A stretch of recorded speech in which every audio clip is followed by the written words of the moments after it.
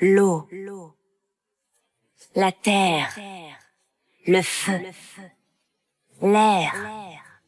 Michael DiMartino et Brian Konietzko ont tous deux créé dans les années 2000 un bijou du monde de l'animation avec Avatar, le dernier maître de l'air. Je suis au courant du fait que la légende de Korra existe, cependant, je n'en suis qu'au 3e livre et nous n'évoquerons donc que l'arc d'Aang, Katara, Sokka, Toph, etc. Avant tout, je tenais à remercier Clara de m'avoir tout simplement forcé à regarder cette série à la fin de l'année 2023 et cette série est tout simplement incroyable puisqu'elle fait partie actuellement des meilleures séries que j'ai eu la chance de voir aujourd'hui. Tout confondu, pas uniquement en animation. Et dans cette vidéo, je voulais revenir sur un aspect historique de ce projet qui ne cesse d'évoluer au cours du temps, mais c'est également la chance pour moi de revenir sur certains pans de l'intrigue de manière globale qui m'ont inspiré. J'espère que cette vidéo vous plaira et sans plus attendre, rentrons dans l'univers du dernier maître de l'air.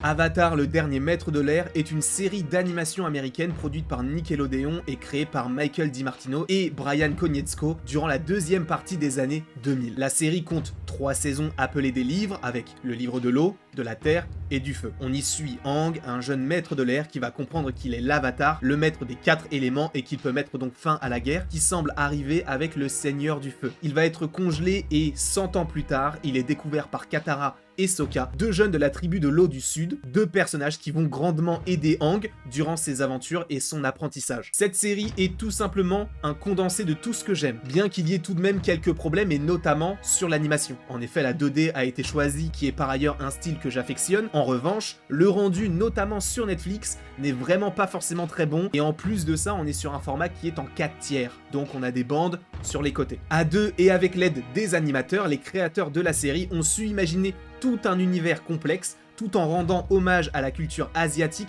dont ils se sont servis pour créer leurs personnages, leur ville, leur monde. Mais absolument tout leur a servi pour la création de ce programme. En effet, l'exploration de l'Antarctique par Shackleton a été l'une des inspirations de la nation de Katara et de Sokka. Il y a vraiment eu un travail de recherche puissant et accru afin de proposer la meilleure immersion possible dans l'esprit des créateurs, à commencer par les éléments. Dans la série Avatar, le dernier maître de l'air, il y a 4 éléments. L'air, le feu, l'eau et la terre. Et justement, au fur et à mesure de cette série, nous allons découvrir des personnages qui peuvent maîtriser tel ou tel élément. On a notamment Toph qui va maîtriser la terre, voire même plus. Et ça, on va en parler dans cette partie. On va avoir Katara qui va maîtriser l'eau. Nous allons avoir Aang qui maîtrise l'air. Ou encore, par exemple, Iroh qui maîtrise le feu. Et donc, ces 4 éléments forment en soi l'équilibre du monde. Un équilibre qui doit donc être ramené par Aang. Cependant, il y a évidemment la maîtrise des éléments qui ne cesse d'évoluer, et notamment en lien avec Katara. En effet, Katara maîtrise à la perfection l'eau. Cependant, dans un épisode très particulier, elle va apprendre la maîtrise du sang. Et c'est notamment un épisode sur lequel on reviendra plus en précision plus tard dans la vidéo. Katara va réussir à maîtriser le sang, qui est donc un dérivé de sa propre maîtrise, sachant que le sang est en soi composé d'eau. Donc ce n'est pas gratuit, elle contrôle le sang parce que dans le sang, il y a de l'eau. Et donc, le dérivé de la maîtrise de l'eau, c'est la maîtrise du sang. Et ça, encore une fois, on l'évoquera un petit peu plus tard. Nous avons également la maîtrise du métal, qui nous arrive en partie grâce au personnage de Toph, qui maîtrise donc parfaitement la maîtrise de la terre, et qui semble par ailleurs être le personnage le plus puissant de cet élément, bien qu'elle soit encore jeune. Mais là où cette partie est intéressante, c'est qu'on se retrouve justement avec un personnage qui semble maîtriser à la perfection la terre, mais tout en continuant d'évoluer avec l'idée de se dire « mais dans le métal, il y a de la terre, donc je peux contrôler le métal ». La notion d'apprentissage est donc constante, quel que soit le personnage. Ce pan des éléments est d'autant plus intéressant par rapport au fait que les personnages, bien que puissants, n'ont jamais atteint leurs limites. Aang lui-même continue de s'entraîner par rapport à des éléments qu'il maîtrise supposément déjà. Dans le livre Feu, lui-même rappelle qu'il aurait bien besoin de nouvelles leçons sur la maîtrise de la terre. Donc on est en constante évolution, même si la maîtrise semble à 100% acquise. Cette conception d'évolution ne concerne pas tous les personnages. en tout cas par rapport aux dérivés des éléments. Du côté du feu, le dérivé de cette maîtrise n'est autre que la maîtrise de la foudre. En effet, la foudre est une autre manière de maîtriser le feu, comme le sang ou comme le métal. Tout le monde n'a pas la faculté de pouvoir l'utiliser, et c'est notamment le cas de Zuko. Zuko ne maîtrise pas les éclairs, cependant il arrive à les rediriger. C'est une nouvelle forme d'adaptation. Il ne peut les créer, alors il va apprendre une manière de pouvoir les réutiliser contre son créateur via des mouvements qui lui permettront donc de dompter les éclairs. En revanche, comme les autres dérivés de maîtrise, on retrouve des personnages qui eux ne cessent de les utiliser, comme Azula qui est le premier personnage à les avoir utilisés dans la série. Ce qui me plaît dans cet aspect, c'est de savoir que chaque personnage est différent et aura une approche supposée opposée à d'autres personnages. Parce que même si l'avatar est le plus amené à s'adapter, les autres personnages vont devoir apprendre eux aussi avec leurs armes à aller encore plus loin pour protéger ceux qu'ils aiment. Chacun des éléments a sa propre spécificité visuelle et est associé à un art martial, en particulier par rapport à sa caractéristique. En effet, pour la maîtrise du feu, parlons du Shaolin du Nord. Le Shaolin du Nord est un art martial chinois avec beaucoup de mouvements. Un style dit ouvert, l'accent est mis sur la force physique et la vitesse. C'est un style de combat qui convient bien pour des combats de longue distance avec des sauts et des chutes. La particularité se trouve également dans le jeu de jambes, caractéristique du Shaolin du Nord, avec des projections d'énergie thermique. Partons du côté de l'eau où nous retrouvons le Tai Chi. La fluidité du mouvement est la principale spécificité de cet art martial chinois. C'est un art qui favorise la souplesse, la conscience et la position du corps tout en la mêlant à la pureté de l'eau. Par ailleurs, l'eau a des bienfaits réparateurs, Katara étant notamment une guérisseuse. La maîtrise de l'air quant à elle est représentée par le bagua. Cela fait référence à une notion circulaire. Il y a toujours cet aspect de mouvement et ce rotatif permettant une utilisation optimale de la maîtrise. Et enfin, la maîtrise de la terre est à base de Hung Gar, qui est un art martial avec des mouvements physiques forts et enracinés. On est proche du sol et donc de la terre, d'où le fait que cet art s'allie parfaitement avec la maîtrise de la terre.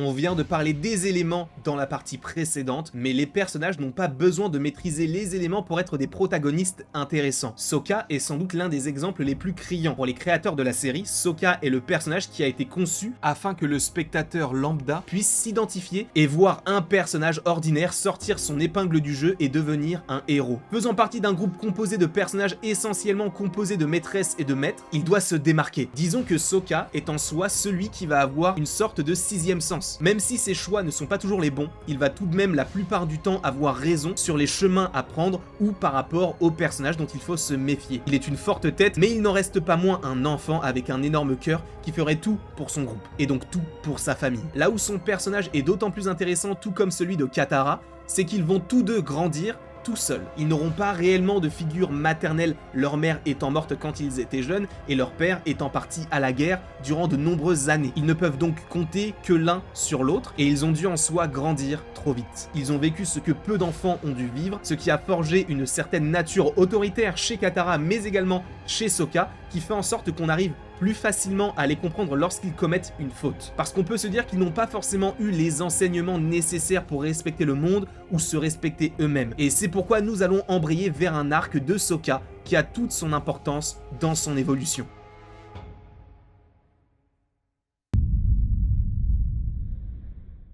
J'aimerais brièvement revenir sur le personnage de Sokka qui est à mon sens l'un des meilleurs personnages de la série. Il faut tout de même rappeler qu'il fait partie des protagonistes qui ne maîtrisent aucun élément. Ça commençait très mal pour le personnage. En effet, dès le début de la saison 1, on découvre un personnage misogyne et sexiste, se proclamant meilleur que les femmes qui l'entourent. Mais très vite, cela va s'inverser. En effet, Sokka va se faire remettre à sa place de manière physique et morale par rapport à ce qu'il pensait. En effet, pour lui, les femmes ne peuvent pas se battre, mais il va très vite déchanter lorsqu'il va rencontrer Suki et les guerrières Kyoshi. Le fait de ne pas évoquer ce pan du personnage serait une erreur, puisque c'est justement ce changement d'état d'esprit qui va permettre au personnage d'avancer encore plus loin et de devenir la meilleure version de lui-même. La série est partagée à 50-50 entre garçons et filles, selon les créateurs de la série. Ils voulaient faire une série d'action qui n'exclut aucun public pour toucher beaucoup plus de monde, et c'est ce qui en fait sa force. Peut-être qu'aujourd'hui cela paraît normal, mais rappelons simplement que la série est sortie durant les années 2000, une période pas si ancienne en termes de chiffres, mais en termes d'avancée dans la société, c'est énorme. De se dire qu'un programme de cette période traite une thématique aussi actuelle et qui plus est en animation, ça a une saveur particulière. Ayant vu la série très tardivement en 2023, je n'ai pu qu'être surpris de l'avance qu'avait ce programme sur d'autres de la même période. Énormément de personnages féminins sont mis à l'honneur dans cette série, à l'image de Katara, Suki en passant par Azula.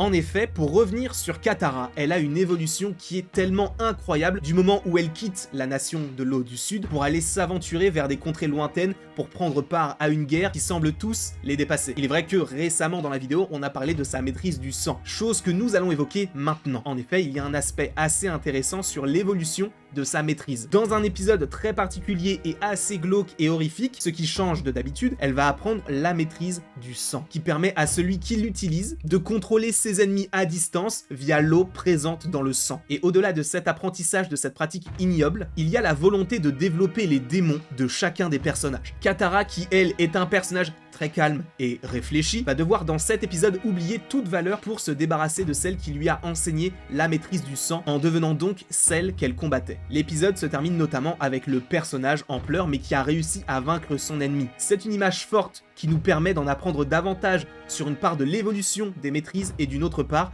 de jusqu'où sont-ils prêts à aller afin de sauver le monde. Doit-on mettre de côté tout ce à quoi nous croyons afin d'aider son prochain? Et à mon sens, il y a un réel questionnement sur la condition et l'évolution de Katara qui lui permettra de devenir l'un des personnages les plus puissants et les plus attachants du programme.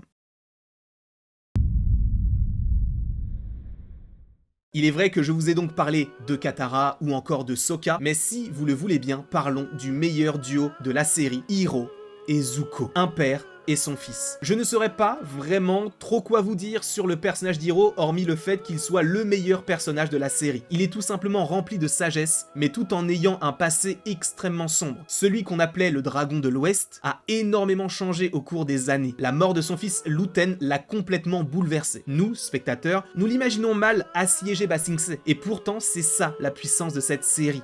La rédemption. Cela vaut par exemple pour Sokka, comme dit précédemment, mais surtout pour le duo Iroh et Zuko. Iroh, la rédemption a eu lieu donc au moment de cette tragédie personnelle qui a fait de lui un homme beaucoup plus altruiste et moins dans cet aspect personnel de conquête et d'invasion. C'est en perdant ce qu'il avait de plus cher qu'il s'est rendu compte de sa vraie valeur et plus encore. Il a subi un changement drastique en étant celui qui accompagnera Zuko dans sa quête afin de trouver l'avatar. Et parlons de Zuko. Ce personnage était destiné à faire le bien. C'était écrit. Celui qui répétera près de 85 fois « Il faut capturer l'avatar » n'a aucun mauvais fond, simplement un besoin inexorable d'amour. Lui qui a été banni par son père pour une raison idiote va être rongé par la volonté de se repentir face à la perception de son père qui représente absolument tout pour lui. Une figure familiale, mais aussi un roi. Il a donc été rongé par cette volonté de se faire pardonner par tous les moyens nécessaires, mais constamment sans succès. Ce n'est qu'au fur et à mesure de ses échecs qu'il comprendra ce qu'il souhaite réellement malgré son visage fermé. Durant la saison 2, avec l'ouverture du salon de thé de son oncle, l'hypothèse de laisser derrière lui le pouvoir qu'il aurait touché via la capture de l'avatar commence légèrement à faire son nid. Zuko est dans une certaine tourmente entre un amour désavoué vers son oncle qu'il considère secrètement comme son père